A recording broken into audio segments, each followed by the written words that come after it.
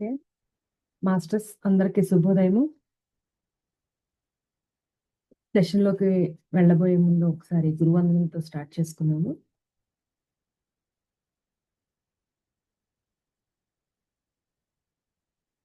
విశ్వంలో ఉన్న సమస్త గురువులందరికీ మా ఆత్మ ప్రణామాలు.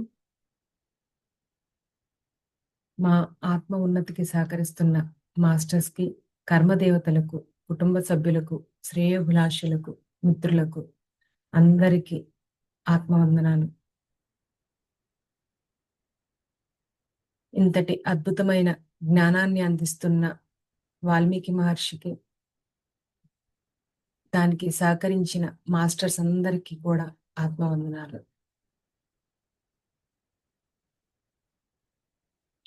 జూమ్ సెషన్‌లో అటెండ్ అయిన మాస్టర్స్ అందరికీ వేల వేల కృతజ్ఞతలు.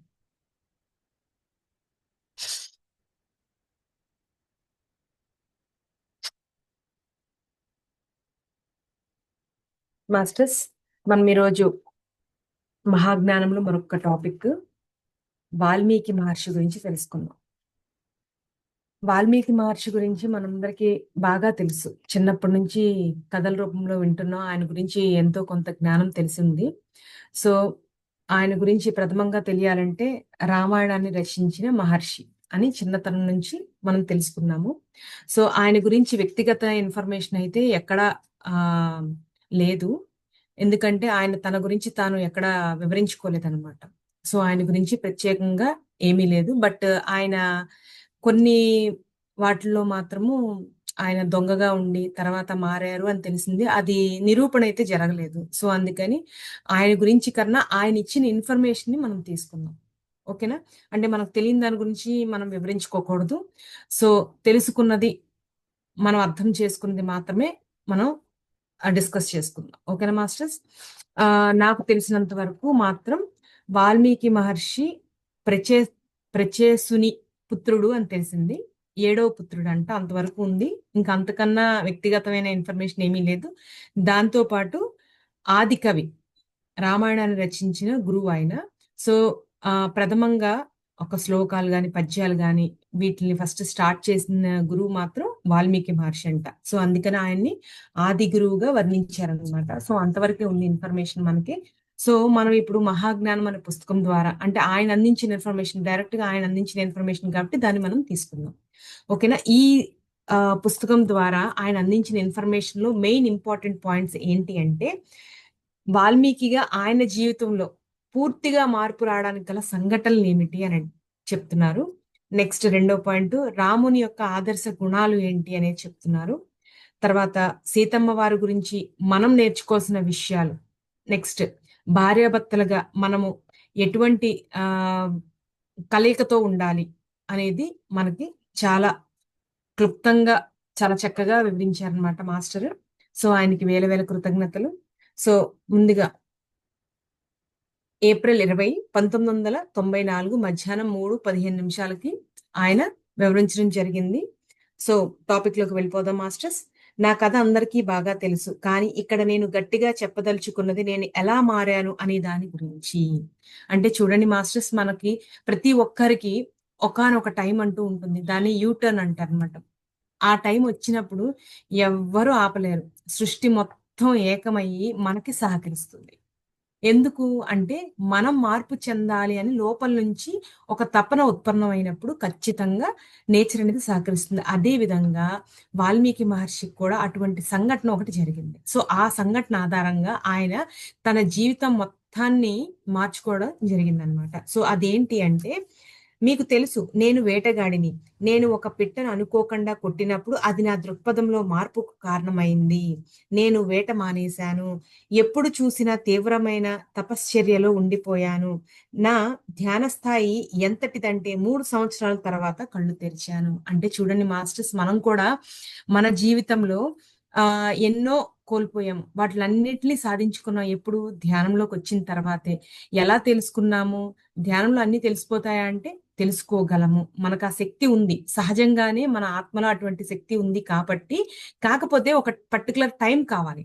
ఆ టైం వచ్చినప్పుడు అది సంఘటన అవ్వనియండి, లేకపోతే దృశ్యం అవ్వని, ఏదైనా అవ్వనియండి. సో, అటువంటి సంఘటన వచ్చినప్పుడు ఖచ్చితంగా మనలో అనేది మార్పు వస్తుంది. సో, అటువంటి మార్పే వాల్మీకి మహర్షికొచ్చింది. ఏంటి? ఆయన ఒక వేటగాడు. ఆయన ఒక పిట్టని కొట్టినప్పుడు ఆ సంఘటన ఆయన హృదయాన్ని కదిలించింది. ఎందుకు నేనిలా ఉన్నాను? అని చెప్పేసి ఆయన ప్రశ్న వేసుకున్నారు. తనలోకి తాను ప్రయాణం చేశారు. సో, అటువంటి ప్రయాణం ద్వారా ఆయన ధ్యాన స్థితిలోకి వెళ్ళిపోయి 3 సంవత్సరాలు గడిపారు. ఆహార నిద్రాలు ఏమీ లేకుండా కేవలం అంటే కేవలం ధ్యానంతోనే ఉండి, ధ్యానంతోనే సాంగత్యం చేసి, తనని తాను తెలుసుకోవడం జరిగింది. తనలోకి ప్రయాణం చేసి తనని తాను తెలుసుకున్నారు కాబట్టి, ఆయనలో గొప్ప మాస్టరు మేల్కొన్నారు. ఆ మాస్టర్ మేల్కొన్న తర్వాత ఆయన రామాయణాన్ని రచించడం జరిగిందనమాట. సో, అది చెప్తున్నారు. ఆ సంఘటన ఆధారంగానే నా లైఫ్‌లో మార్పొచ్చింది అని. సో, మనలో కూడా ప్రతి ఒక్కరికి మార్పనేది ఉంటుంది. దాన్ని గమనించండి. సో, గమనించిన తర్వాత దాన్ని సాధించండి, ప్రయాణం చేయండి అని చెప్తున్నారు. నా ధ్యాన స్థాయి ఎంతటిదంటే 3 సంవత్సరాల తర్వాత కళ్ళు తెరిచాను. ఆ 3 సంవత్సరాల్లో ఏ శరీర అవసరము నన్ను లేపలేదు. ఆ సమయంలో అసలేమైందో కూడా నాకు తెలీదు. కానీ నేను లేచాక రామాయణం రాయమని నన్ను అడిగారు. అది ఒకానొక గొప్ప మాస్టర్ జీవిత చరిత్ర. నిజంగా చిన్న విషయం కాదు కదండీ! రామాయణం రాయడం అంటే. చెప్పండి, మనం ఒక పేజీ మనకు తెలియని విషయాన్ని రాయాలంటే అల్లల్లాడిపోతాం. అలాంటిది ఒక వాల్మీకిగా మారిన ఒక సాధారణమైన వేటగాడు వాల్మీకిగా మారి ఎంత గొప్ప అద్భుతమైన రచన రచించాడో ఆలోచించండి. ఎందుకంటే 3 సంవత్సరాలు తనను తాను ప్రయాణం చేసి తనని తాను తెలుసుకొని అద్భుతమైన జ్ఞానాన్ని సంపాదించారు.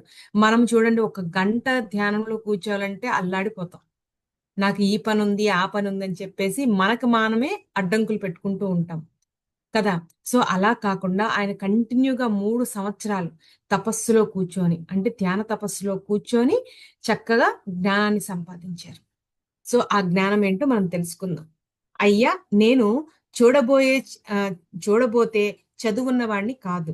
అక్షర జ్ఞానం ఉన్నవాడిని కాదు. అయితే నాకు ఎరుక మొత్తం ఆటో రైటింగ్ మన ప్రయత్నం లేకుండానే వ్రాయడం ద్వారా వచ్చింది.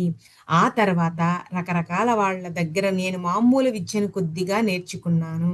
అప్పుడు విషయాలు అర్థం కావడం మొదలుపెట్టాయి. అంటే చూడండి, ఆయన ఏమీ చదువుకోలేదంట. అక్షరాలు కూడా రావు. కానీ అటువంటి వ్యక్తి రామాయణ పుస్తకాన్ని రచించారు. గ్రంథాన్ని రచించారు. అంటే చూడండి, అంటే మనం జ్ఞానం తెలుసుకోవాలంటే అక్షర జ్ఞానం అవసరం లేదు అని చెప్తున్నారు. ఉదాహరణ చూడండి, ఎంత గొప్పగా ఉంది. ఈ వ్యక్తిని తీసుకోవచ్చు కదా! ఇటువంటి మహానుభావుల్లాగా ఎంతో మంది ఉన్నారు మనకి. రామకృష్ణ పరమహంసని తీసుకోండి ఉదాహరణగా. ఆయన ఏం చదువుకున్నారు? ఏమీ చదువుకోలేదు. కానీ కాళీమాత ఒక ఉపాసన చేసి, తపస్సు చేసి ఆయన జ్ఞానాన్ని సంపాదించారు కదా! నాలుక మీద బీజాక్షరాలు రాసిందమ్మ. సో, దాని ద్వారా ఆయన ఎన్నో శ్లోకాల్ని, జ్ఞానాన్ని మనకు అందించారు. అదే విధంగా ఈయన కూడా చక్కగా జ్ఞానాన్ని సంపాదించుకున్నారు. కేవలం ఆటో రేటింగ్ ద్వారా. అది ఆటో రేటింగ్ ఎలా జరిగింది? ధ్యానంలో కూర్చొని సాధన చేసి జ్ఞానాన్ని సంపాదించారు. ఆ జ్ఞానాన్ని ఆటో రేటింగ్ ద్వారా ఇక్కడ మనకి అందించబడింది. సో, జ్ఞానం కావాలంటే ఏం చేయాలండి? చదివే ఉండనవసరం లేదు. తపన ఉంటే చాలు. జ్ఞానాన్ని సంపాదించాలి అని తపన, నిష్ఠ ఉంటే చాలు. సో, ఇక్కడ మనం ఏం తెలుసుకోవాలి పాయింట్ అంటే, జ్ఞానం సంపాదించడానికి చదువుతో ఎటువంటి సంబంధం లేదు. దానికి ఉదాహరణగా మనకి ఎంతో మంది మాస్టర్స్ ఉన్నారు. ఓకేనా మాస్టర్స్? నెక్స్ట్, అయ్యా! ఈ పండుగ రోజున మీకు నేనిచ్చే సందేశం ఏమిటంటే, రాముళ్ళా బతకండి. ఆయన సాధించిన దానిని, అంటే బుద్ధత్వాన్ని మీ సొంత పద్ధతిలో సాధించండి. జీవితంలో ప్రతి క్షణాన్ని పరిపూర్ణమైన భావంతో బ్రతకడంలో అఖండుడయ్యాడు రాముడు. పరిపూర్ణంగా, పరిపూర్ణ భావంతో అంటేనండి, అంటే ఫుల్ ఫ్లెడ్జ్డ్‌గా మనం అక్కడ మన మైండ్, బాడీ, సోల్ అన్నీ కలిపి అక్కడే ధ్యాస పెట్టాలి. అప్పుడే మనము ఏ పనైతే చేస్తున్నామో ఆ పనిలో సంపూర్ణ విజయం సాధిస్తాము అని చెప్తున్నారు. సో, ఎవరు చేశారు ఇలాగా? రాములు వారు చేశారు. అదే విధంగా మనం చెయ్యాలి. మనం ఏ పనైనా చేయనియండి. ఈవెన్ వంట చేయనియండి. లేదు మనం ఒక సబ్జెక్ట్‌ని చెప్పుతున్నాము. లేదు ఇంట్లో పనులు చేస్తున్నాము. ఇంకొకళ్ళకి సహాయ సహకారాలు అందిస్తున్నాం. పరిపూర్ణ హృదయంతో, పరిపూర్ణ భావంతో గనక ఫుల్ ఫ్లెడ్జ్డ్‌గా అంటే సగం సగం కాకుండా ఇక్కడేంచి వంట చేస్తూ ఉంటాము. ఒక పక్క నుంచి మాట్లాడుతూ ఉంటాము. లేదు ఇంకో టీవీ చూస్తూ ఉంటాము. ఏదో ఆలోచిస్తూ ఉంటాం. అలా కాదు.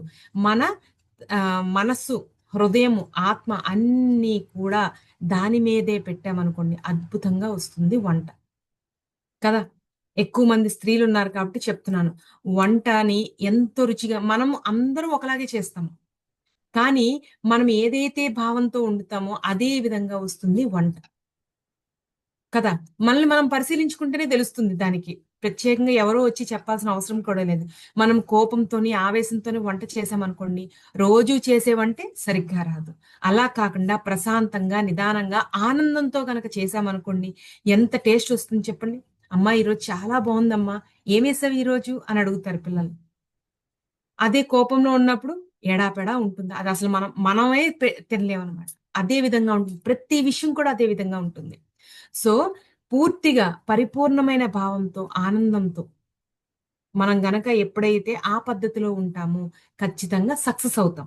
అందుకనే మనకిక్కడ ఇంకొక విషయం చెప్తున్నారు ఏంటి? బుద్ధత్వాన్ని మీ సొంత పద్ధతిలో సాధించండి అంటే, మనము ఆయన ఏదైతే మనకు నేర్పించారో ఆ జ్ఞానాన్ని మన కోణంలో మనం సాధించాలి. ఈజీ వే చెప్పారు. అంటే మనము స్వధర్మంలో ఉండాలి. పరధర్మంలో లేకుండా. అంటే మనకేదైతే తెలుసో దాని ప్రకారంగా మన అనుభవం ద్వారా మనం నేర్చుకోవాలి. సాధించాలి అని చెప్తున్నారు. అమ్మో! ఇతరులు అలా ఉన్నారు కదా! మనం కూడా అలా చేస్తే మనం సాధించొచ్చేమో అనుకుంటాం. కానీ వేరే వాళ్ళ జీవితం వేరు, మన జీవితం వేరు. మన అనుభవం వేరు, వాళ్ళ అనుభవం వేరు. సో, మన అనుభవం ద్వారా మన మన చుట్టూ ఉన్న వ్యక్తుల ద్వారా మనం డీల్ చేయాల్సిన పద్ధతులు కొన్నుంటాయి. సో, ఆ విధంగా మనం డీల్ చేయాలి. అంతేగాని ఏంటి కుక్కని పులిని చూసి కుక్క వాతలు పెట్టుకున్నట్టు, మనము వేరే వాడిని చూసి వాళ్ళలాగే మనం ప్రవర్తించాలనుకోవడం తప్పు. స్వధర్మంలో ఉండాలి. భగవద్గీతలో కృష్ణుడు చెప్పాడు కదండీ! మీరు స్వధర్మంలోనే చెయ్యండి. ఏదైనా అదే విధంగా సాధించండి అని. అలాగే ఇక్కడ కూడా ఆయన చెప్తున్నారు. ఆయన రాములు వారు సాధించిన దాన్ని మీ సొంత పద్ధతిలో సాధించండి. చూడండి 2 అద్భుతమైన పాయింట్లు చెప్తున్నారు మనకి. మనము స్వధర్మంలో జీవించాలని చెప్తున్నారు. దాంతో పాటు పరిపూర్ణమైన భావంతోనే ఏ పనైనా చేస్తే అది సక్సెస్ అవుతుంది. సో, అదే విధంగా చెయ్యండి అని 2 అద్భుతమైన పాయింట్లు చెప్తున్నారు మాస్టర్స్. మనం మన జీవితంలో దీన్ని అన్వయించుకోవాలి ప్రతి క్షణము, ప్రతి పనిలోని. ఓకేనా? నెక్స్ట్ జీవితంలో ప్రతి క్షణాన్ని పరిపూర్ణమైన భావంతో బ్రతకంలో అఖండుడయ్యాడు రాముడు. గొప్ప మాస్టర్స్‌తో పోలిస్తే వాళ్ళతో ధీటైన వాడు వాళ్ళలో ఒకడు. రాజుగా ఆయన చాలా గొప్పవాడు. ప్రజలు తానేమి చెయ్యాలని కోరుకుంటున్నారో అదే చేసేవాడు. ఒకానొక అన్నగా చెప్పాలి అంటే అమితంగా ప్రేమించే సోదరుడికే ఆయన ఒకానొక గుర్తు. ఇంకా భర్తగా భార్య పట్ల చాలా గౌరవాదులు ఉన్న భర్త. చూడండి 4 పాయింట్లు చెప్పారిక్కడ. అంటే 4 పాత్రలు. ఒకే వ్యక్తి 4 పాత్రలు పోషించారు. ఏంటి అంటే ఒక రాజుగా, ఒక వ్యక్తిగా, ఒక అన్నగా, ఒక భర్తగా. సో, ఈ 4 పాయింట్‌లో ఆయనెలా ఉన్నాడు? సో, ఆయన ఎలా ఉన్నాడో బానే ఉంది. మరి ఆయన ఎలా ఉన్నాడో మనం ఎందుకు తెలుసుకోవాలి? అంటే మనము కూడా అలాగా తయారవ్వాలి, నేర్చుకోవాలి. నేర్చుకున్న దాన్ని మన జీవితంలో ఇంప్లిమెంట్ చెయ్యాలి కాబట్టి మనము నేర్చుకోవాలి. సో, అవేం చెప్తున్నారు ఇక్కడ అంటే గొప్ప మాస్టర్స్‌తో పోలిస్తే అంటే ఇతరులతో పోలిస్తే ఆయన ఎలాంటి వాడు? దీటైన వాడు. చక్కగా రాజ్యాన్ని పాలించాడు. తండ్రి మాట జవదాటకుండా ఆయన ఏం చెప్పారో ఓకే. ఇది నా ప్రణాళిక అని ఆత్మజ్ఞానంతోని తన్ని తాను తెలుసుకొని హ్యాపీగా వనవాసానికి వెళ్లారు. అదే విధంగా రాజుగా ఆయన గొప్ప వాడు అంటే ప్రజలు ఏం చెప్పినా దాన్ని తూచా తప్పకుండా ఆయన విచక్షణతో ఆలోచించి నిర్ణయం తీసుకొని చక్కగా రాజ్య పాలన చేశారు. సో, దానికి ఉదాహరణ ఏంటండి? ఒక రాజ్యంలో ఒక వ్యక్తి సీతమ్మ వారి గురించి తప్పుగా మాట్లాడినప్పుడు సో, రాజుగా ఆలోచించి అమ్మని అడవులకి పంపించేశారు. సో, అక్కడ ఒక రాజుగా ఆలోచించారు. సో, ప్రజల యొక్క మాటని కూడా ఆయన తీసుకోవడం జరిగింది. అలాగా ఒక రాజుగా గొప్పవాడయ్యాడు. తర్వాత ఒకానొక అన్నగా చెప్పాలంటే అమితంగా ప్రేమించే సోదరుడికి ఆయన ఒకానొక గుర్తు. అమితంగా ప్రేమించే వ్యక్తిగా. అంటే చూడండి లక్ష్మణుడు తనతో పాటు అడవులకు వస్తానంటే వద్దు అని వాదించారు. అయినా సరే తన యొక్క సోదర ప్రేమను చూపించారు రాములు వారు, లక్ష్మణుల వారు. ఇద్దరు ఒకరికొకరు సపోర్ట్ గా ఉండి ప్రతి క్షణం కూడా సీతమ్మ వారిని గాని లేదు అన్నగా ఉండి లక్ష్మణు వారిని ఒక బిడ్డగా చక్కగా చూసుకోవడం జరిగింది. దానితో పాటు యుద్ధ సమయంలోన ఆయన మూర్ఛకు గురి అయినప్పుడు అంటే బాణం వదిలి మూర్ఛకు గురి అయినప్పుడు ఏం చేశారు?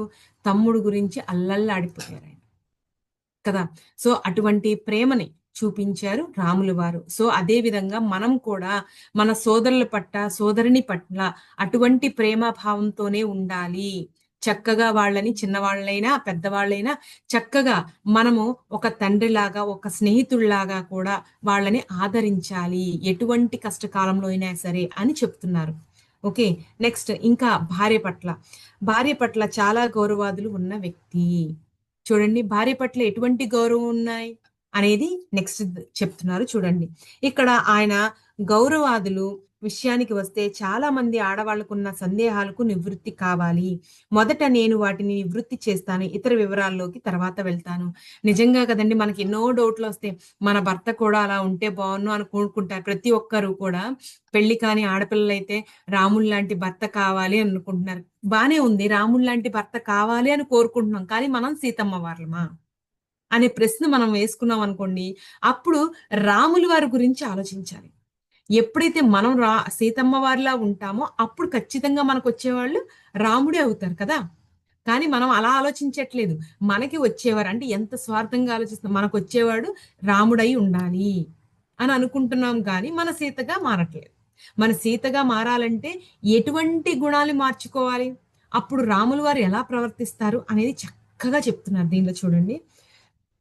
రాముడు గౌరవం మరియు ఆదరణ మొదటగా చూపించింది సీతను తనతో పాటు అడవికి తీసుకెళ్లడంతో, తర్వాతది బంగారు జింక రావణుని మాయ అని తెలిసినా కూడా ఆ జింకను పట్టుకు వస్తానని ఆమెకు మాట ఇచ్చాడు.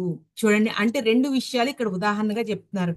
ఒకటి, తనతో పాటు అడవికి తీసుకెళ్ళడం అంటే నేను నిన్ను జాగ్రత్తగా చూసుకుంటాను అనే మాట ఇచ్చారు. సో అదే విధంగా చూసుకోవడం జరిగింది.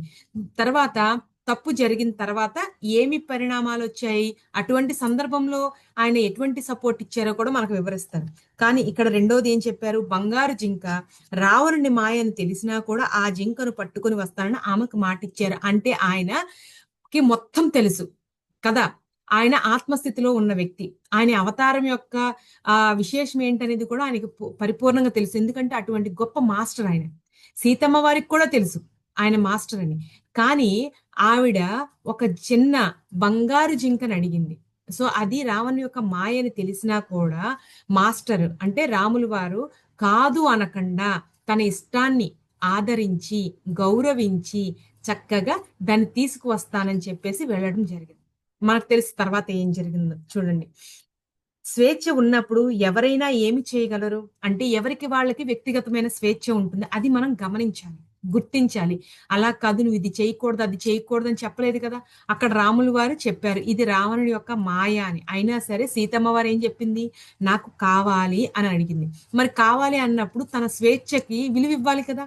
సో అటువంటి విలువనిచ్చి రాములు వారు అది మాయ అని తెలిసినా కూడా ఆ జింకను తీసుకురావడానికి వెళ్ళడం జరిగింది. సో స్వేచ్ఛకి విలువ ఇవ్వాలి అనే విషయాన్ని మనం గుర్తుపెట్టుకోవాలి. అది మనమైనా ఇతరులైన మన భర్త కూడా మనకు స్వేచ్ఛ కావాలని కోరుకుంటాం కానీ వాళ్ళకి ఇవ్వము. సో మన గురించి ఆలోచిస్తాం, వాళ్ళ గురించి ఆలోచించి ఎప్పుడైతే మనం ఇతరుల గురించి ఆలోచించి ఇతరులకి మనం స్వేచ్ఛ ఇస్తామో అప్పుడే మనకి తిరిగి ఇవ్వబడుతుంది. అది మనం గుర్తుపెట్టుకోవాలి. ఎందుకంటే సృష్టి నియమం ఒకటి ఉంది. ఏంటి అంటే మనం ఏది ఇస్తామో అదే వస్తుంది. బట్ మనము ముందు తీసుకోవాలని ప్రయత్నిస్తాము, ఇవ్వాలని ప్రయత్నించాము. కానీ గుర్తుపెట్టుకోవాల్సింది ఏంటి? మనం ఇవ్వాలి. ఎప్పుడైతే మనం ఇస్తామో ఆటోమేటిక్ గా మనకి రావాల్సింది వస్తుంది అనేది గుర్తుపెట్టుకోవాలి. నెక్స్ట్, సీత తన స్వేచ్ఛ సంకల్పాన్ని ఉపయోగించుకుంది. చూడండి ఏం ఉపయోగించుకుంది ఇక్కడ. ఆ బంగారు లేడి కావాలని పిచ్చిగా కోరినప్పుడు, అంటే రాములు వారు చెప్పారు అది రావణుని యొక్క మాయమ్మ, వద్దు అది దానివల్ల ఇబ్బందులు వస్తాయి అంటే, లేదు లేదు నాకు కావాలి అని చెప్పేసి చాలా ఇష్టంగా కోరుకుంది. సరే నీ ఇష్టం, నేను నీ స్వేచ్ఛని ఎందుకు నేను కాదనాలి, దాని యొక్క పర్యవసానాలు ఏంటో నీకు తెలుసా అని అడిగారు. అంటే నాకు తెలుసు ఖచ్చితంగాను అని చెప్పారు. సో సరే తెలుసు కదా, యాక్సెప్ట్ చేశారు కదా, అయితే ఓకే నేను వెళ్ళి తీసుకొస్తాను అని చెప్పేసి చక్క రాముల వారు వెళ్ళి ఆ జింకని తీసుకురావడానికి బయలుదేరి వెళ్ళారు. దాని నెక్స్ట్ ఏం జరిగింది, నిజంగా అమ్మవారు యాక్సెప్ట్ చేసిందా, నిజంగా తెలిసే పంపించిందా, ఇవన్నిటికి ఆన్సర్ ఇక్కడ వస్తుంది చూడండి. నిజమే ఆమె మాస్టరే, కానీ ప్రతి మాస్టర్ రకరకాల కోరికలకు లొంగిపోతూ ఉంటారు చూడండి. అంటే ఎంత గొప్ప మాస్టర్ అయినా సరే కోరికలు లొంగిపోతారు అనడానికి ఎగ్జాంపుల్ సీతమ్మ వారు. ఆవిడికి తెలుసు, కానీ ఆ మాయలో పడిపోయింది. బంగారు లేడి ఉండదు అనే సంగతి తెలుసు, కానీ దాన్ని చూడగానే ఒక రకమైన లోపల నుంచి మనసు ఊరుకోదు కదండి. ప్రతి మనిషికి మనసు ఉంటుంది కదా. అమ్మవారు భూమి మీదకి వచ్చిన అవతారమే, కానీ ఆవిడకి కూడా మనసు ఉంటుంది కదా. మామూలుగా మనలాగా మనిషిలాగే జన్మ తీసుకున్నారు. తీసుకున్నప్పుడు మనసు అనే మాయలో పడిపోయి కోరిక ద్వారా ఆ కోరికను తీర్చుకోవాలని అని విపరీతమైన ఆ కోరిక ద్వారా దాన్ని పొందాలి అనుకున్నారు. మరి పొందాలి అనుకున్నప్పుడు దాని పర్యవసానాలు ఎలా ఉంటాయో కూడా ఆవిడకి తెలుసు. దాన్ని కూడా యాక్సెప్ట్ చేసింది చూడండి.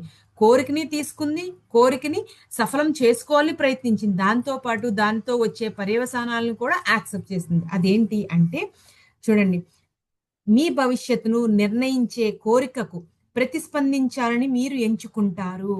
చూడండి, అంటే మనం ఒక కోరికని కోరుకున్నప్పుడు దాన్ని మీద నిర్ణయం తీసుకున్నప్పుడు దాని నుంచి వచ్చే ఫలితాలని కూడా మనం యాక్సెప్ట్ చేయాలి.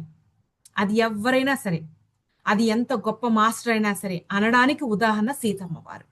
ఓకే, ఆవిడ కోరిక నెరవేర్చుకోవాలనుకుంది.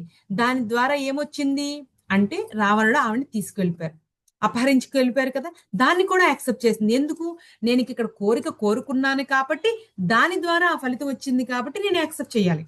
సో మనము కూడా ఏదైనా కోరికని కోరుకున్నప్పుడు, సాధించాలి అనుకున్నప్పుడు దాని నుంచి వచ్చే కష్ట నష్టాల్ని కూడా మనం యాక్సెప్ట్ చేయాలి. అర్థమైందా. ఇప్పుడు ఫర్ ఎగ్జాంపుల్ మనము ఒక గ్రూప్ లో క్లాస్ తీసుకున్నాము.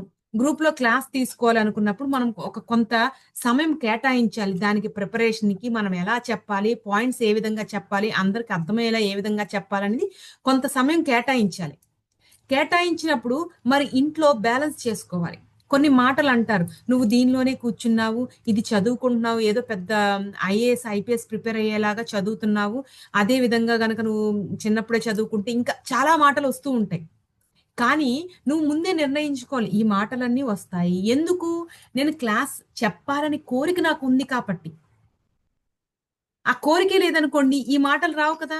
కానీ నువ్వు ఫస్ట్ యాక్సెప్ట్ చేయాలి, ఓకే నేను క్లాస్ చెప్పడం వల్ల టైం కేటాయించడం వల్ల ఈ మాటలు అంటారు, అయినా సరే నా కోరికను తీర్చుకోవాలి.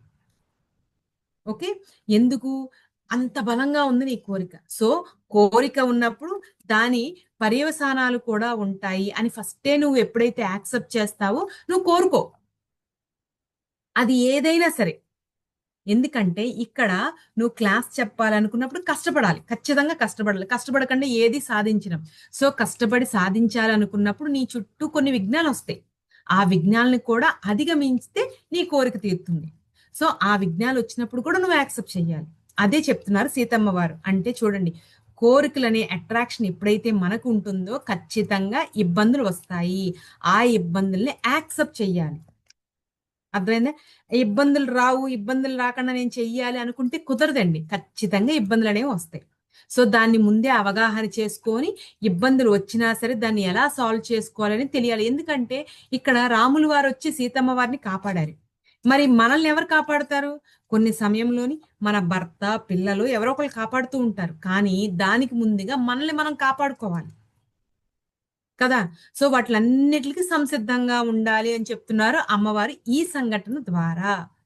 కోరుకోండి తప్పు లేదు, కానీ దాని నుంచి వచ్చే వైఫల్యాలు ఏవైనా అవ్వనియండి, సక్సెస్ ఆర్ ఫెయిల్యూర్ రెండిటిని కూడా మీరు యాక్సెప్ట్ చేసే స్థితిలో ఉండాలి అని చెప్తున్నారు.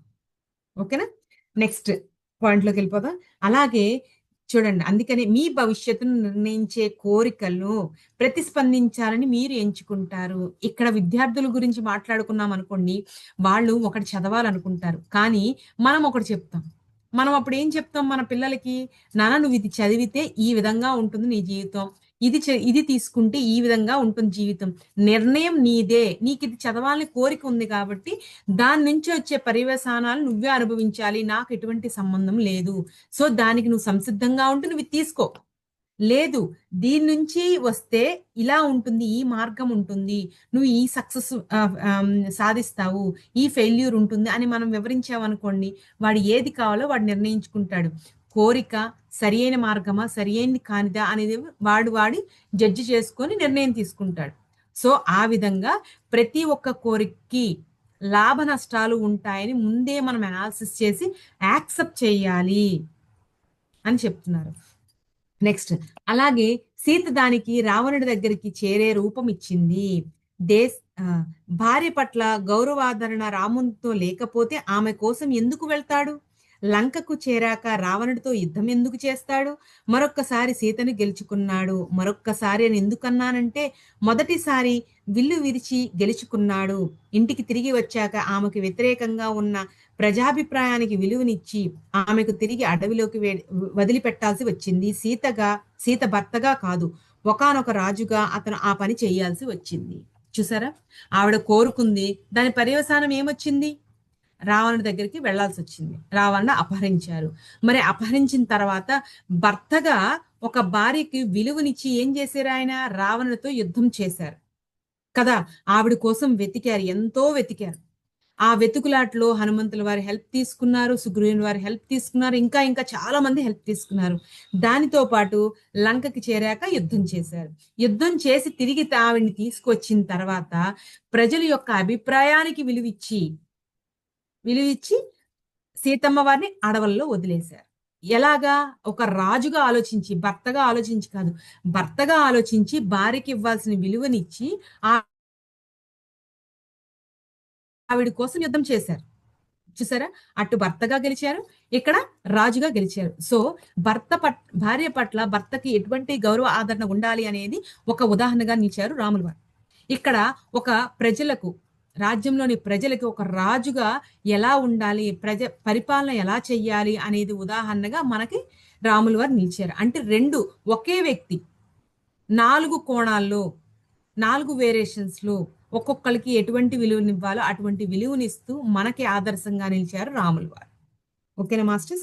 నెక్స్ట్, ప్రతి ఒక్కరూ ఈ ఘట్టంలో రామునికి సీత భర్తగా కాకుండా ఒకానొక రాజుగా అర్థం చేసుకోవడం చాలా ముఖ్యము. అంటే మనం తిట్టుకుంటాం కదా, రాముల వారు వెళ్ళి సీతమ్మ వారిని, నిండు గర్భిణి సీతమ్మ వారిని ఎలా వదిలేశారండి అడవిలోని, చెడ్డవాడు రాముడు అని అనుకుంటారు చాలా మంది. కానీ అలా కాదండి. నిజంగా మనము కూడా రాజు యొక్క స్థితిలోకి వెళ్ళి కనుక ఆలోచించామనుకో, రాజుగా ఉండాలా భర్తగా ఉండాలా అని నిర్ణయం వచ్చినప్పుడు ఖచ్చితంగా ఏదో ఒక నిర్ణయం తీసుకుంటాం. సరైన నిర్ణయం తీసుకోవాలి కదా. వ్యక్తిగత ధర్మాల్లోకి వచ్చేటప్పటికి వ్యక్తిగత ధర్మం, విశ్వధర్మం, రెండిట్లో ఏది మనం ప్రధానంగా తీసుకుంటాము అంటే వ్యక్తిగత ధర్మాన్ని వదిలిపెట్టి విశ్వధర్మం కోసం పాటు పడతాం మనం. అంటే ఫస్ట్ ప్రయారిటీ విశ్వధర్మానికి ఇస్తాం, తర్వాత వ్యక్తిగత ధర్మం. సో ఇక్కడ కూడా రాముల వారు వ్యక్తిగతమా విశ్వధర్మమా ఈ రెండు వేరీ చేసుకున్నప్పుడు ఆయనకి విశ్వధర్మమే గుర్తొచ్చింది కదా.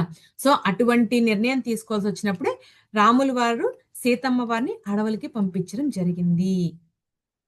ఓకేనా, విశ్వధర్మానికి ఓటేశారు. సో మనం కూడా ఈ రెండింటిని వేరీ చేసుకున్నప్పుడు వ్యక్తిగత ధర్మం, కుటుంబ ధర్మము, విశ్వధర్మము ఈ 3 వచ్చినప్పుడు ఒకదాన్ని మించి ఒకటి ఏది ఉంది అని వేరీ చేసుకుంటే ఖచ్చితంగా మనం సక్సెస్ అవుతాం.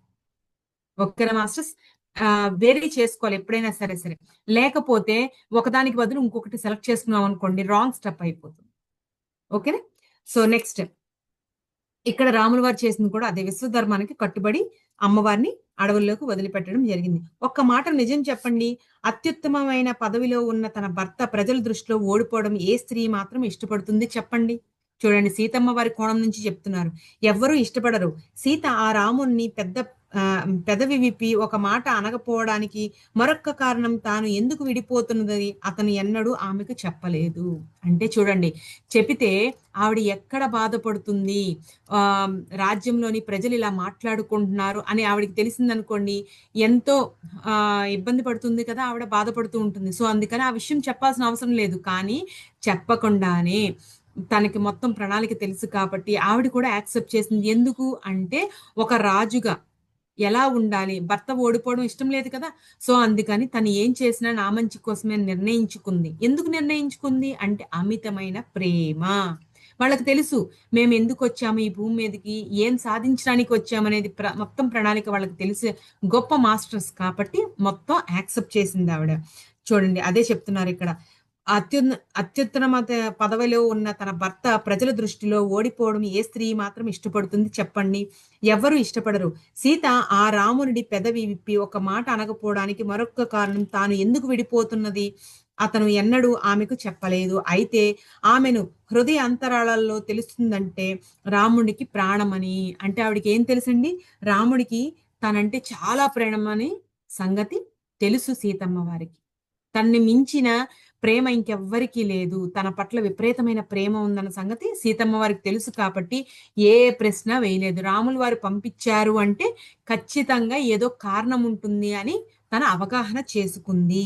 అంటే చూడండి, మనము ఏం నేర్చుకోవాలి ఇక్కడ అంటే మన ఆత్మ సహచరులు ఎవరైతే ఉంటారో, అది భర్త, భార్య, పిల్లలు గాని ఇంకెవరైనా సరే, వాళ్ళు మనకి చెప్పకుండా ఒక నిర్ణయం తీసుకున్నారంటే వాళ్ళకి మన పట్ల ఉన్న నమ్మకము, మన పట్ల ఉన్న ప్రేమ అని ఒక అవగాహనలోకి రండి. లేదు, అనాలిసిస్ చేసుకోండి. అప్పుడు మీకు అర్థమవుతుంది వాళ్ళు ఎందుకు ఆ నిర్ణయం తీసుకున్నారు అనే విషయం. ఓకే, ఇక్కడ చూడండి ఇంకా చక్కగా చెప్తున్నారు. అతని సామర్థ్యాన్ని ఎదురవుతున్న పరీక్షల్లో తన సంపూర్ణ మద్దతు ఇవ్వాలని ఆమె భావించింది. అంటే అతను ఏం చేసినా సరే యాక్సెప్ట్ చేసింది. ఈ నియమానికి కట్టుబడి ఆమె మౌనంగా ఉండిపోయింది. ఎన్నడూ ఒక్క మాట కూడా అనలేదు. రాముడు గొప్ప పరిపాలకుడు అని మాత్రమే కాదు, మంచి భర్త అని కూడా ఆమెకు తెలుసు. చాలా డబ్బున్న తన భార్యల ప్రతిమలను బంగారంతో మలపించిన వారు ఎంతమంది? ఎవ్వరూ లేరు. ఇది సీత గొప్పతనాన్ని కూడా చెప్తుంది. చూడండి ఎంతమంది. ఇక్కడ ఇంకొక విషయం అద్భుతంగా చెప్తున్నారు ఏంటంటే, ఎంతో మంది దగ్గర ఎంతో డబ్బు, బంగారం ఇవన్నీ.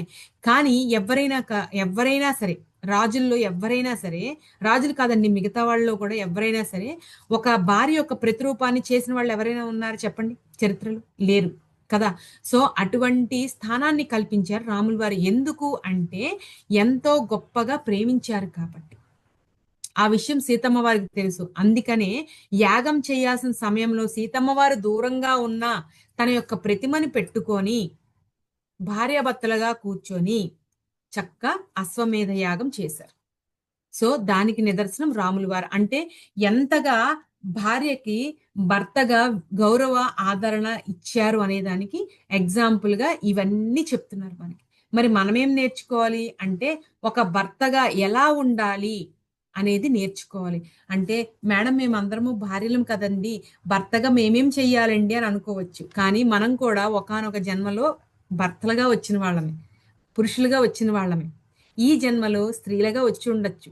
కానీ గత జన్మలో ఎన్నో జన్మల్లోని మనము పురుషులుగా జన్మ తీసుకొని ఒక స్త్రీకి భర్తగా ఉన్న వాళ్ళమే. సో ఇప్పుడు నేర్చుకుంటే ఏమొస్తుందండి మనకి అంటే, మన సబ్ కాన్షియస్ మైండ్ లో రికార్డ్ అవుతుంది, మన ఆత్మ తీసుకుంటుంది. కాబట్టి ఈ జ్ఞానం అంతా నెక్స్ట్ జన్మలో కూడా పనిచేస్తుంది. కాబట్టి ప్రతి ఒక్కరూ నేర్చుకోవాల్సిన విషయాలు అంటే అది ఇక్కడ భర్త భార్య అనేది కాదండి, నాలెడ్జ్ ని తీసుకోవాలి.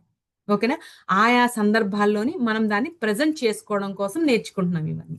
నెక్స్ట్, నా అభిప్రాయంలో రాముడికి పరిపక్వమైన వ్యక్తిత్వము. తన జీవిత నమూనా ప్రకారం చక్కగా జీవించాడు. తన జీవిత నమూనాకు గాని, తన నిత్య జీవితానికి గాని, తన ధ్యాన విషయాలకి ఎప్పుడూ అడ్డం రానిచ్చేవాడు కాదు.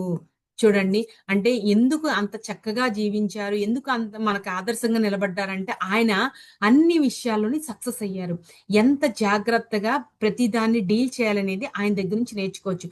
వ్యక్తిగతంగా ఎదిగారు ఆయన, ఆత్మపరంగా ఎదిగారు, ధ్యానం చేసుకుంటూ ఎదిగారు, రాజుగా ప్రజల యొక్క సాధక బాధకాలన్నీ కూడా తెలుసుకుంటూ దేన్ని విడిచిపెట్టకుండా బ్యాలెన్స్ చేసుకుంటూ ఎదిగారు. అంటే మనమేం నేర్చుకోవాలి ఇక్కడ?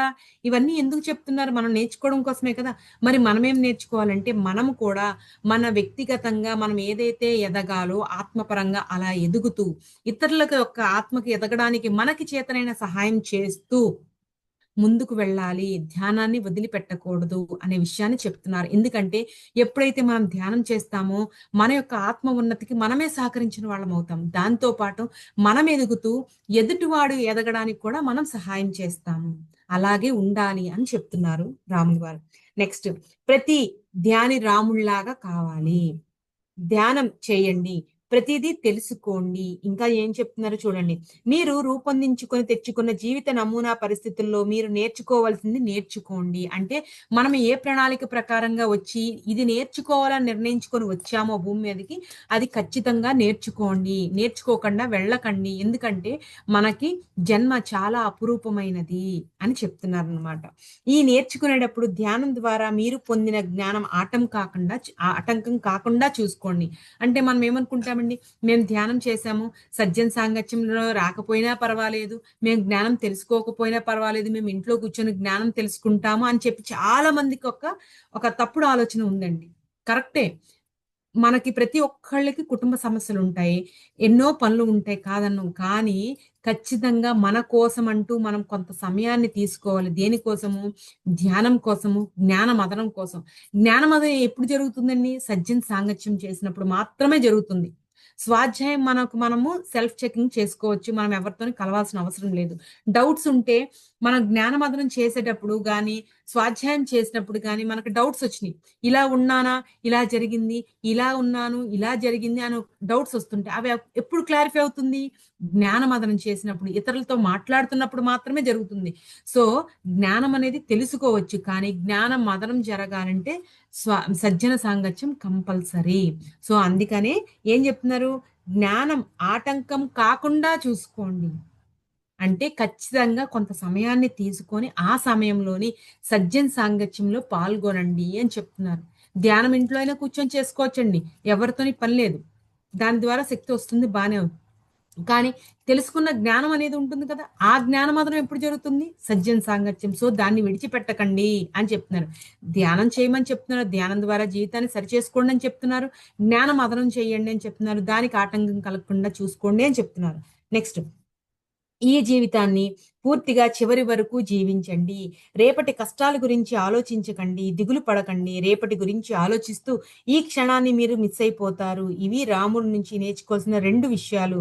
ఇంకా ఇప్పుడు సీత గురించి చూడండి. ఇంకో పాయింట్ ఏం చెప్పారు? మొదటి, జ్ఞానానికి ఆటంకం కలగకుండా చూసుకోండి అని చెప్తున్నారు. రెండో పాయింట్ ఏం చెప్తున్నారు?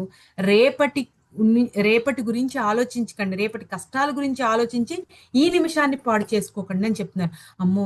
రేపు మనము ఇలా లేకపోతే, ఇంత సంపాదించకపోతే మన పిల్లలు ఎలా ఉంటారు? మనం ఎలా కాలం గడుపుతాము? ఇలాగా ఎన్నో ఆలోచనలతోని ఈ క్షణాన్ని మనం మిస్ అవుతాం. ఈ రోజు చేయాల్సిన పని మనం చెయ్యం. భయంతోనే బతుకుతాం అనమాట. అలా కాకుండా రేపు ఏం జరుగుతుందో అది అవుతుంది అంతే. ఎవ్వరు ఉన్నా లేకపోయినా కాలం అనేది నడుస్తూనే ఉంటుంది. మన జీవితం అనేది సాగుతూ ఉంటుంది. మనము ప్రతి ఒక్కరికి మనకొక సందేహం వస్తుంది. భార్యకి గాని, భర్తకి గాని సరిగ్గా లేదనుకోండి, అమ్మో! భర్త లేకపోతే మన జీవితం ఎలాగా? భార్య లేకపోతే మన జీవితం ఎలాగా? మనకు తిండి పెట్టేవారు ఎవరు? మనల్ని ఆదరించేవాళ్ళు ఎవరు? అని ఇలా చాలా ఆలోచనలొస్తూ ఉంటాయి కొన్ని సందర్భాల్లో. పిల్లలకేమన్నా అయిపోతే, నా భర్తకేమన్నా అయిపోతే, భార్యకేమన్నా ఇలాగ ఆలోచిస్తూ ఉంటాయి. కానీ మనకు తెలుసుకోవాల్సింది మనందరికీ తెలుసు. కానీ మర్చిపోతూ ఉంటాం. ఏంటి? ఎవ్వరు ఉన్నా లేకపోయినా ఎలా నిర్ణయించబడిందో అలా జీవితం అనేది సాగుతూ ఉంటుంది. కదా! ఎవరి కోసము ఏ కాలము ఆగదు. అంతే కదా! కాలం ఎప్పుడు నిరంతరం ప్రయాణిస్తూనే ఉంటుంది. సో, రేపు వచ్చే వాటిలి గురించని ఈ క్షణాన్ని నువ్వెందుకు ఆస్వాదించలేకపోతున్నావు? రేపేదో జరిగిపోతుందని నువ్వు ఈ నిమిషం ఎందుకు ప్రశాంతంగా జీవించలేకపోతున్నావు? అందుకని ఈ క్షణంలో వర్తమానంలో బ్రతుకు అని చెప్తున్నారు మాస్టర్. నువ్వు తెలుసుకున్న ఏదైతే జ్ఞానం ఉందో ఆ జ్ఞానం ద్వారా నువ్వు ఈ క్షణంలో గనక జీవిస్తే గతం అనేది సారీ భవిష్యత్ అనేది సంతోషంగా వెళ్ళిపోతుంది. సో, ఈ క్షణంలో బతుకు. జీవించు ఫస్ట్. తర్వాత గురించి తర్వాత ఆలోచిద్దు గాని. ఈ క్షణంలో జీవించావనుకో సాఫీగా సాగుతుంది. ఎందుకు?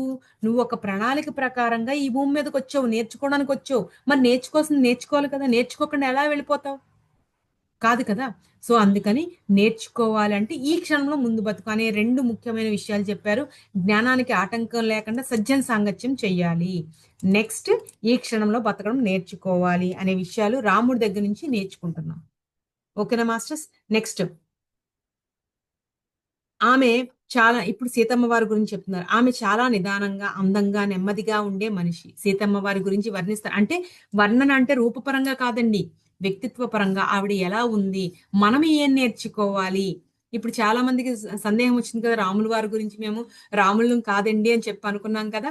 కానీ రాముడు లాంటి భర్త కావాలని చాలా మంది అనుకుంటారు. ఇక్కడ పెళ్లి కాని పిల్లలు ఉన్నారనుకోండి. ఆ సో వాళ్ళు ఊహించుకుంటారు రాముడిలా ఉంటే బాగును మనకి అని చెప్పేసి. సో రాముడు లాంటి వ్యక్తి రావాలి అంటే మనం సీతమ్మ వారిలా మారాలి. మరి పెళ్ళైన వారండి, పెళ్ళైన వారు కూడా రాముడు లాంటి భర్తే ఉండాలని కోరుకుంటాం, కానీ పెళ్ళి అయిపోయింది కదా.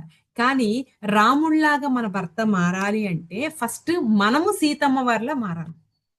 ఇక్కడ అదే విషయం చెప్తుంది సీతమ్మ వారు. ఏంటి, నేను ఎలా ఉన్నాను, నా వ్యక్తిత్వం ఎలా ఉంది, సో మీరు ఎలా ఉండాలి భర్త పట్ల, అప్పుడు మీ భర్త ఎలా ఉంటారనే విషయాన్ని అమ్మవారు చక్కగా అరటిపండు ఒలిచిపెట్టి నోట్లో పెట్టినట్టు చాలా చక్కగా వివరించారు వాల్మీకి మహర్షి గారు సీతమ్మ వారి గురించి తెలియజేస్తూ.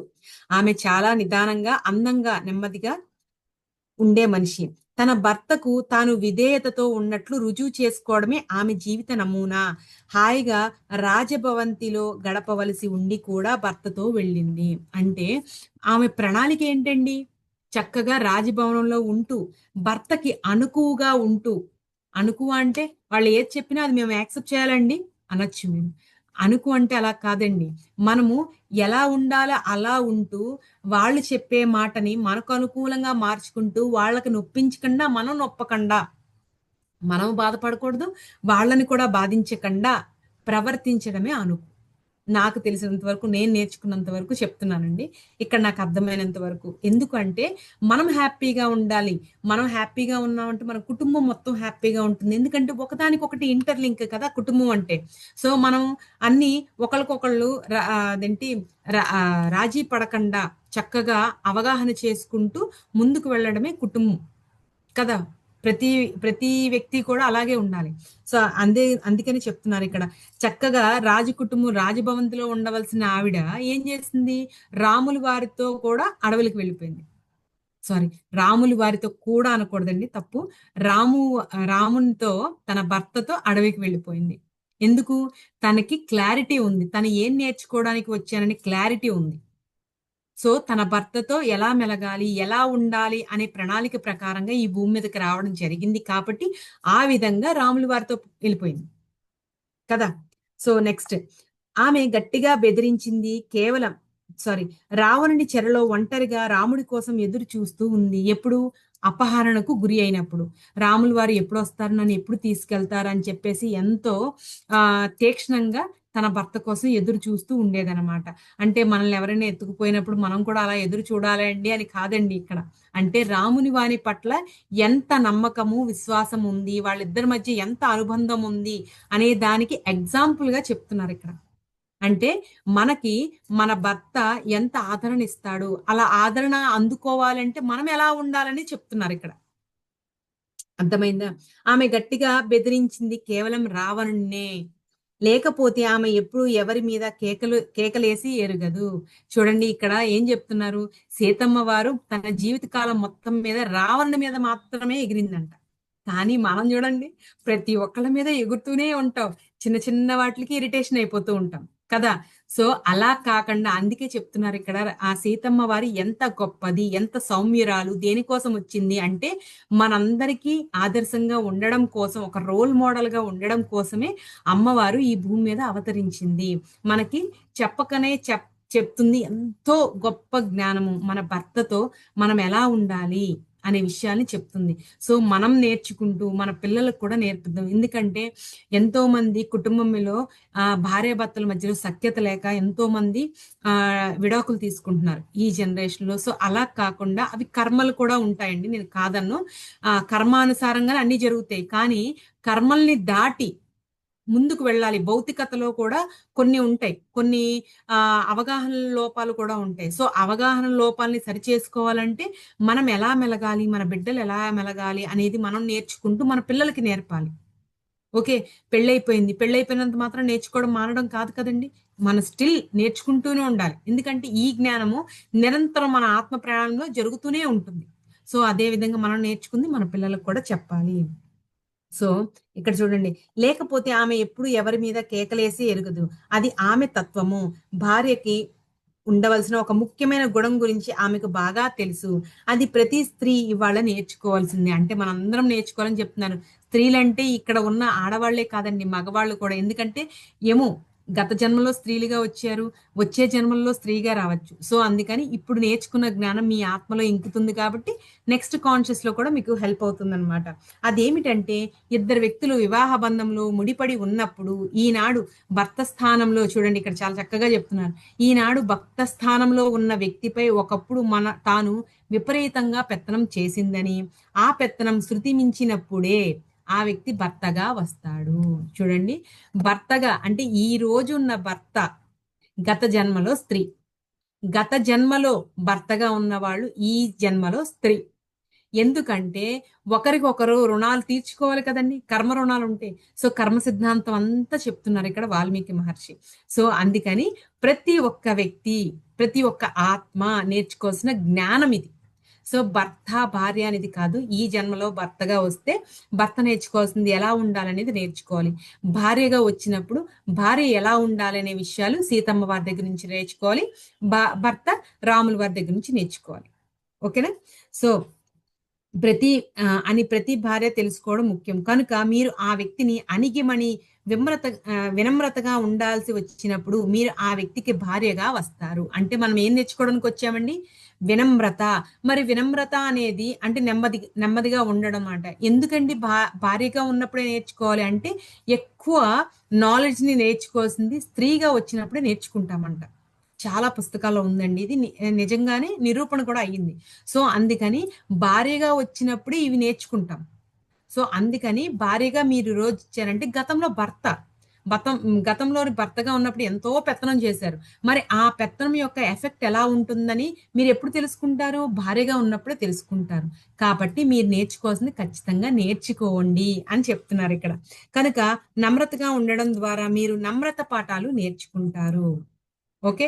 మనం ఏ పాఠం కోసం అయితే నేర్చుకోవడం కోసం వచ్చామో ఖచ్చితంగా ఆ పాఠాన్ని నేర్చుకొని వెళ్ళాలి. లేకపోతే జన్మలు మళ్ళీ ఆ పాఠం నేర్చుకునేదాకా కంటిన్యూ అవుతూనే ఉంటుందన్నమాట. సో నేర్చుకోవాల్సింది ఖచ్చితంగా నేర్చుకోండి, తప్పించుకోవద్దు అని చెప్తున్నారు ఇక్కడ. సీత జీవించినట్లు జీవించండి ఆడవాళ్ళు. మీరు ఇలా ఉన్నట్లయితే ఎలా ఎదుగుతారో చూడండి. పంచభూతాలు మీకు ఆటోమేటిక్ గా లొంగిపోతాయి. మనం అనుకుంటాము నిదానంగా వాళ్ళు ఏమన్నా సరే అణిగి ఉండాలా అండి? అవసరమా మనకి? మనం కర్మలు క్లియర్ చేసుకుంటాం. అయినా సరే వాళ్ళు ఎన్నో మాటలు అంటూ ఉంటారండి. వాళ్ళ మీద ఆధారపడి ఉంటామండి. మనల్ని ఎన్ని అంటారో మనం తట్టుకోగలమా అండి అని మీ సందేహం వస్తుంది. కానీ అలా ఉన్నంత మాత్రాన మీరు ఏం కోల్పోతారండి? ఏమీ కోల్పోరు. కోల్పోయారు అనుకుంటున్నారు. అది మీ అపోహ అని చెప్తున్నారు నెక్స్ట్ పారాలో. చూడండి చక్కగా చెప్తున్నారు. ఎప్పుడైతే మనము సరెండర్‌నెస్ లోకి వచ్చేస్తామో అప్పుడు మన చుట్టూ ఉన్న నేచర్ పంచభూతాలన్నీ కూడా మనకి హెల్ప్ చేస్తాయంట. ఖచ్చితంగా అండి. అది నిరూపణ అయ్యింది. ప్రతి ఒక్కళ్ళు కూడా వాళ్ళ యొక్క జీవితంలోని గనక గమనించుకుంటే వాళ్ళకి అర్థమవుతుంది. మనము ఎప్పుడైతే భర్తకి గాని, మన చుట్టూ ఉన్న వాళ్ళకి అంటే ఇక్కడ భార్యాభర్తల గురించి చెప్తున్నారు కాబట్టి భర్త గురించే మాట్లాడుకుందాం. భర్త భర్తకు గనక మీరు ఎప్పుడైతే సరెండర్ అయిపోతారో, మీ చుట్టూ ఉన్న ప్రకృతి మీకు ఖచ్చితంగా హెల్ప్ చేస్తుంది. అంటే ఆ ప్రకృతిలో మీ భర్త కూడా ఉన్నారు కదా! కదా! సో, ఈ టిప్ గనక తెలిస్తే చక్కగా భార్యాభర్తల మధ్యలో ఎటువంటి గొడవలు ఉండవండి.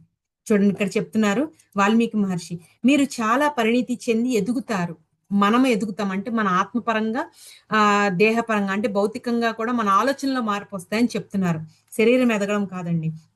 భౌతికంగా చూసినప్పుడు అణిగి ఉండడం అనేది మీకు బుద్ధి లేని పనిగా అనిపించవచ్చు. అండర్‌లైన్ చేసుకోండి మాస్టర్స్. భౌతికంగా చూసినప్పుడు ఏమవుతది? అణిగి ఉండడం అనేది మనకి బుద్ధి లేని పనిగా అనిపిస్తుంది చూసేవాడికి. భర్త అన్నాడు, "నువ్వు కాస్త సైలెంట్‌గా ఉంటే ఏమవుతదమ్మా" అని అంటారు మన పెద్దవాళ్ళు. నిజమే కదా! అలా సైలెంట్‌గా ఉంటే ఏమవుతది? ఆ! వాడికి మనం లొంగిపోయి ఉండాలా? మనం ఇంత చదువుకున్నా మనం కూడా ఉద్యోగం చేస్తున్నాం అనే ఫీలింగ్ వస్తుంది. అది ఇద్దరికీ వర్తిస్తుందండి. చెప్పాను కదా! ఇక్కడ ఆత్మపరంగా చూడండి. ఓకే. సో, అప్పుడు మనం ఏమనుకోవాలి? అణిగి ఉన్నంత మాత్రాన మనం ఏదో కోల్పోయామని ఫీల్ అవ్వద్దు. ఎందుకు అనేది కూడా చెప్తున్నారు చూడండి. కానీ ఈ భావన చాలా తప్పు అని చెప్పడానికి నేను చాలా విచారిస్తున్నాను. ఎందుకు విచారిస్తున్నారు వాల్మీకి గారు? మీరు ఆధ్యాత్మికంగా ఎదిగేటప్పుడు అండర్‌లైన్ చేసుకోండి మాస్టర్స్. మీరు ఆధ్యాత్మికంగా ఎదిగేటప్పుడు వినమ్రత కూడా మీకు బాట వేస్తుంది. అంటే అలా వినమ్రతగా ఉండడం వల్ల అణిగిమణిగి ఉంటున్నాము అనే ఫీలింగ్ తీసేసామనుకోండి, మనము స్పిరిచ్యువల్‌గా ఎదగడానికి చక్కటి మార్గం అవుతుందది. అర్థమైందా? వాళ్ళు ఒక 4 మాటలు అన్నారబ్బా! అప్పుడు మనం ఏం ఆలోచించాలి ఆధ్యాత్మికంగా ఉన్నప్పుడు? మేము ఓకే. ఎదుటివాడు ఆత్మే. నేను కూడా ఆత్మే. వాళ్ళు అలాగే అంటారు. ఓకే. అనే సంగతి మనకు అర్థమవుతుంది. కదా! ఓపిక, సహనం అనేది ఉండాలి అనేది మనం తెలుసుకోవాలి. సో, అణిగిమణిగి ఉండడం అనేది తప్పు కాదండి. ఎందుకు?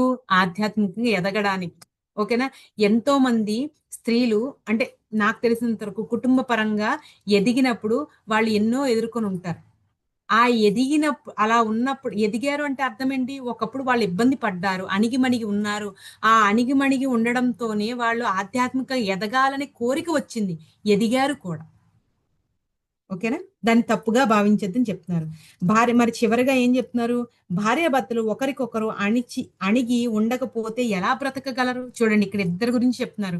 ఫస్ట్ రాముల వారి గురించి చెప్పారు. తర్వాత సీతమ్మ వారి గురించి చెప్పారు. సీతమ్మ వారు ఎలా ఉంటే మనం కూడా అలా ఉంటే మనము మన జీవితంలో ఎలా ముందుకు వెళ్ళగలమో చెప్పారు. దానితో పాటు ఇప్పుడు ఇద్దరి గురించి చెప్తున్నారు. భార్యాభర్తలు ఇద్దరు ఎలా ఉండాలనేది కూడా చెప్తున్నారు. భార్యాభర్తలు ఒకరికొకరు అణిగి ఉండకపోతే ఎలా బ్రతకగలరు? అంటే ఇద్దరు ఒకళ్ళకొకళ్ళు సపోర్ట్ చేసుకోవాలి ఎప్పుడు. ఒకళ్ళకొకళ్ళు అణిగి ఉండాలి. అర్థమైందా? ఇక్కడ భార్య అణిగి ఉండాలని కాదండి. భర్త కూడా అణిగి ఉండాలి అని చెప్తున్నారు. అంటే అది తప్పు కాదు. ఆధ్యాత్మికంగా ఎదగడానికి ఒక బాట వేస్తుంది అని చెప్తున్నారు. దాంతో పాటు భార్యాభర్తల బంధంలో పెత్తనం చేయడం అనే ప్రశ్నే తలెత్తదు. అలా అణిగి ఉండనప్పుడు ఒకళ్ళకొకళ్ళు సుపీరియారిటీ అనేది చూపించరు. నేనే గొప్పవాడిని అనే ఫీలింగ్ రాదు అని చెప్తున్నారు. ఇంకా సీతాదేవి జీవితం నుంచి మనకు వచ్చే సందేశము. చూడండి. ఇంకా నేను మీకిచ్చే సందేశము సారీ ఇది సీతాదేవి జీవితం నుంచి మనకు ఇచ్చే సందేశము. అంటే భౌతికతలో అణిగిమణిగి ఉన్నామనే ఫీలింగ్ తీసేయండి. ఎందుకంటే అది స్పిరిచువల్‌గా ఎదుగుతాము అనేది గుర్తుపెట్టుకోండి అని చెప్తున్నారు సీతమ్మ వారు. నెక్స్ట్ ఇంకేం చెప్తున్నారు? ఇంకా నేను మీకిచ్చే సందేశము వాల్మీకి మహర్షి మనకి చివరిగా ఇచ్చే సందేశం ఏంటంటే ఆధ్యాత్మికంగా మీరు ఎదగాలి అని అనుకుంటే ఇంటా బయట నిత్యం జీవిత పరిస్థితులన్నిటిలోని ధర్మాన్ని విడవకుండా అంటిపెట్టుకోండి. ఓకే. ధర్మాన్ని వదిలిపెట్టకూడదు. ఎక్కడైనా మనం ఎదగాలి స్పిరిచువాలిటీలో అని అనుకుంటే ధర్మంగా ఉంటాము మేము అని ప్రతిజ్ఞ చేసుకోవాలి. మనం ప్రతిరోజు కర్మ విపాకం చేస్తున్నప్పుడు ఇదే కదండీ చెప్పుకుంటాము.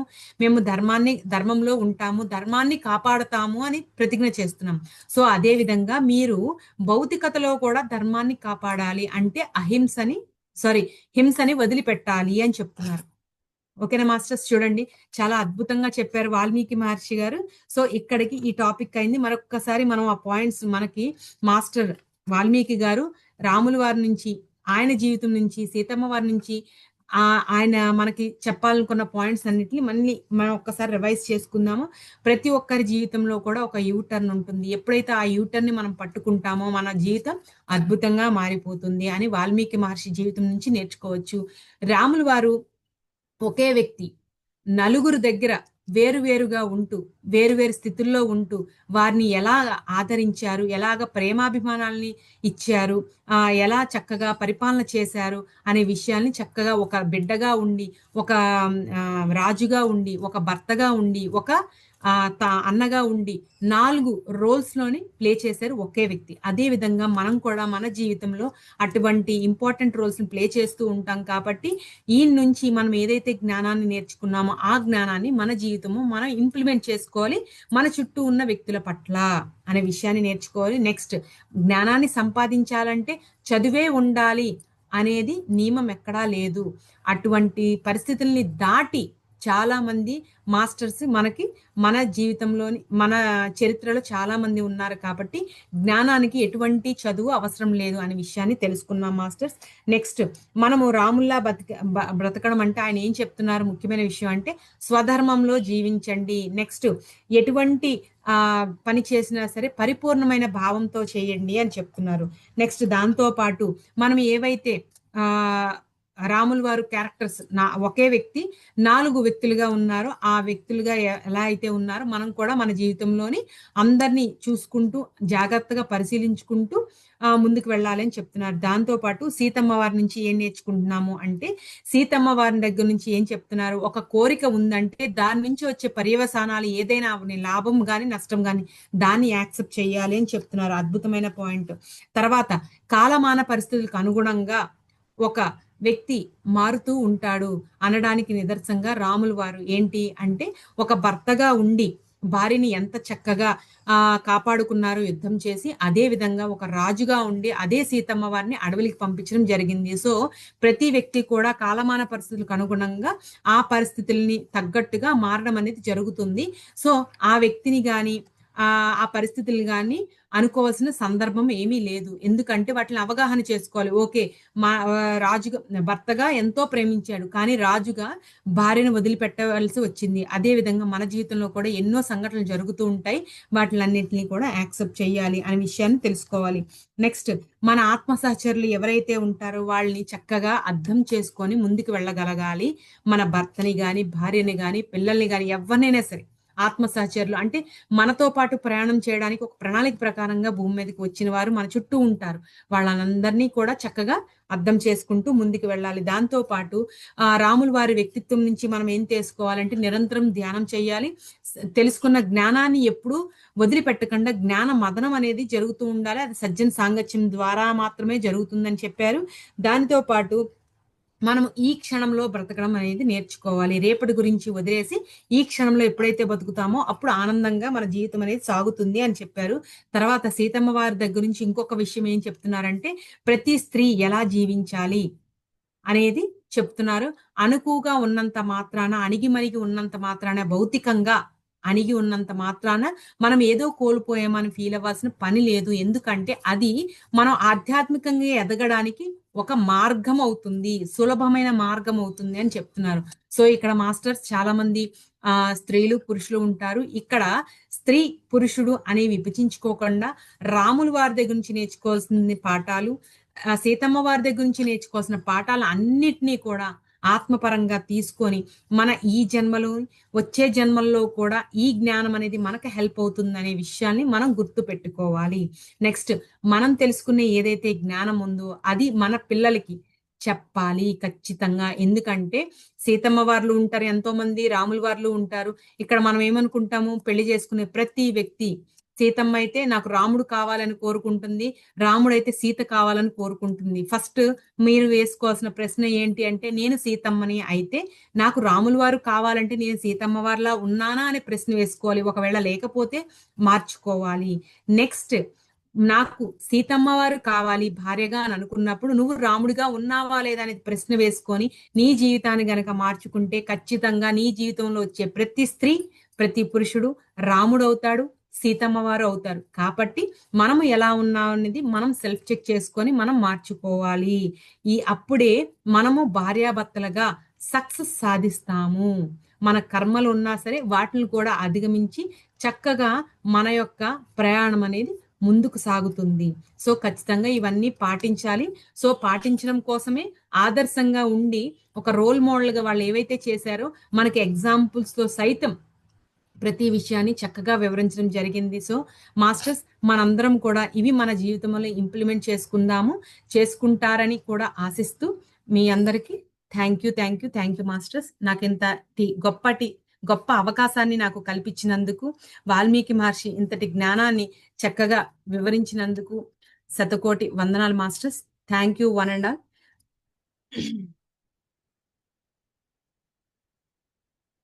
మాస్టర్స్ ఎవరైనా మాట్లాడాలనుకుంటే హ్యాండ్ రైజ్ చేయండి, యాక్సెస్ ఇస్తాను. ఒక 5 minutes.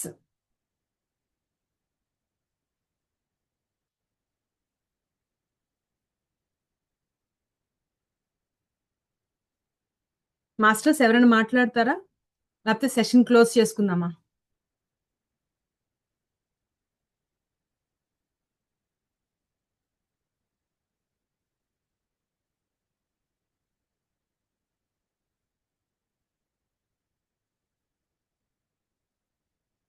సెషన్ క్లోజ్ చేసుకుందామా మాస్టర్స్?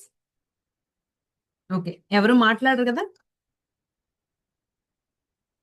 Okay masters. మళ్ళీ మరొక్కసారి